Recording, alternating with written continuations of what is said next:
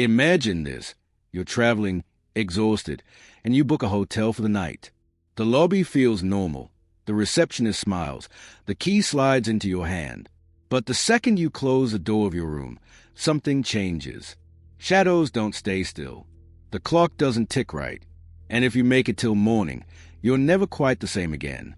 Welcome to the hotel room no one survives a night in.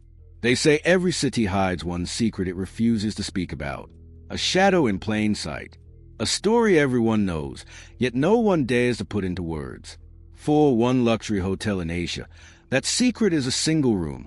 From the outside, it looks like any other door in a long hallway. Same gold number plate, same keycard lock, same polished wood. But step inside, and you won't come out the same. Some guests vanish completely, leaving their luggage neatly folded by the bed. Others stumble out at dawn broken, screaming, or no longer sane. This is a story of the hotel room no one survives a night in.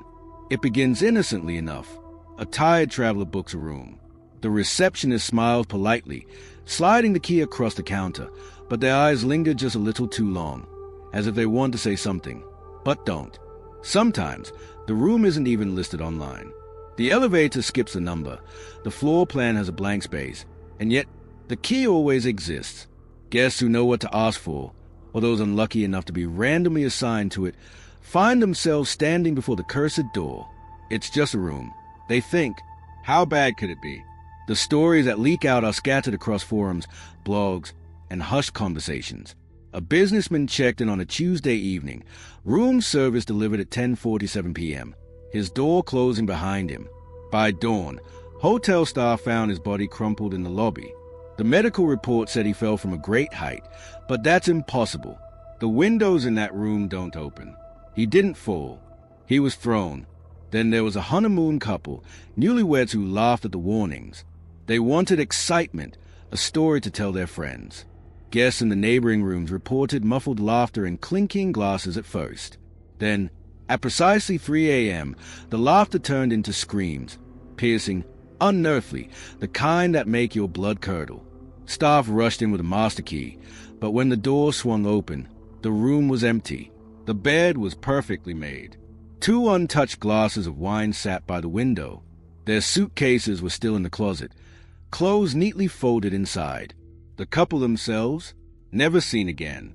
Their names were quietly removed from the guest ledger, but their belongings remained locked away in hotel storage, waiting for owners who will never return. Over the years, more and more whispers piled up. Guests complain of the same strange signs before the terror begins. The television flickers on by itself in the dead of night, but never shows a channel, only static that hums like distant whispers. The bathroom mirror fogs even when the water hasn't been touched, handprints appearing across its surface as if someone is pressing from the other side. Guests who dare to sleep report waking at the exact same time, 3:03 a.m., every single time, with a feeling of hot breath against their ear, though no one is beside them. And then there are the ones who talk about the figure. A woman, pale and dripping, as if pulled from a bathtub. She sits at the edge of the bed, hair covering her face, her back bent unnaturally. Sometimes she whispers in a language no one recognizes. Sometimes she simply stays. No one has ever seen her leave the room. But many claim they've woken to find her already there, waiting, her face inches from theirs. Some say the curse began decades ago, when a woman was murdered in that very room. Others claim it was built on top of a burial site, and the room became a gateway to something darker, a thin place where the living and the dead blur. The most chilling theory is that the room itself is alive, feeding on the fear of anyone who dares to enter. Like a predator, it waits quietly until the lights go out and the silence sets in, and then it hunts. One story in particular turned the legend into something undeniable. A popular YouTuber decided to book the room, live streaming his entire stay to prove it was all nonsense. For hours, viewers watched him laugh, joke, and mock the myths. He ordered food, tested the lights, even read the ghost stories aloud to the camera. But at 3:03 a.m., something shifted. His smile froze. His eyes darted to the corner of the room. He whispered, "Who's in here with me?" The stream shook, the sound warped into static, and then it cut off entirely. Thousands of people watched it end live, believing it was a prank. But when hotel staff opened the room in the morning, there was no sign of him.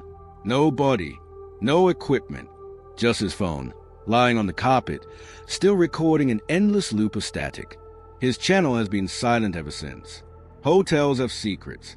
They'll never admit to hauntings, never tell guests which room should stay locked. But the staff know. They glance nervously at certain hallways, they avoid certain numbers, and they change the subject if you ask too many questions. And if you ever find yourself in a hotel elevator and notice a missing button, or a corridor with one door permanently sealed, remember this story. Because some rooms aren't meant to be opened. Some doors don't just lead to a bed and a bathroom. They lead to something else, something that doesn't want you to leave. And if you ever dare to spend the night in a hotel room no one survives, just know this. If you hear knocking at 3:03 a.m., don't open the door. Don't look in the mirror. Don't answer the whisper at your A. Surviving till morning doesn't mean you'll ever be the same again. So tell me, would you check in? Or would you run the second the receptionist slid that key across the counter? And if you've made it through this story alive, congratulations. You're already a guest in my haunted hotel. Hit subscribe before you check out, or the next room service knock you hear might not be from the living.